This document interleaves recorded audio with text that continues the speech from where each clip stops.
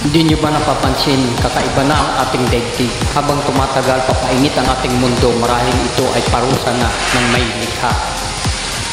Patuloy na kasi nasisira ang ating kalikasan na tayo na mismo ang may gawa. Sana bago mahuli, magising na ang bawat isa sa atin na alagaan ang ipinahiram sa atin ng ating Panginoon. At higit sa lahat, tanggapin natin ang ating Panginoon at ating isapuso ang kanyang mga salita. Lumayo tayo sa kasamaan ng mundo dahil labis na ang kasamaan ng ating daigdig. Mga anak, mahalin niyo ang inyong mga magulang dahil sila ang naghirap para sa iyo upang ikaw ay hubugin sa tamang asal. Huwag niyo silang pabayaan sa panahong sila'y wala nang lakas dahil ang buhay natin sa daigdig ay parang gulong lamang.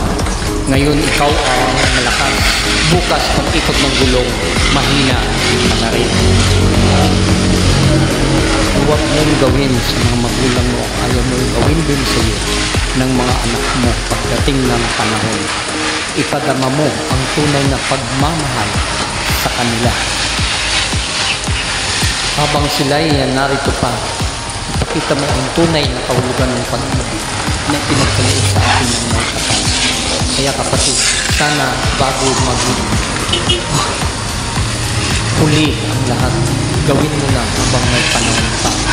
Dahil ang buhay natin sa daigdig ay itutuloy lamang. Ipunin natin ang tunay na kayamanan sa daigdig. Ito ay pag-ibig na hindi mawawala. Lumipas man ang mahabang panahon, ito'y mananatili.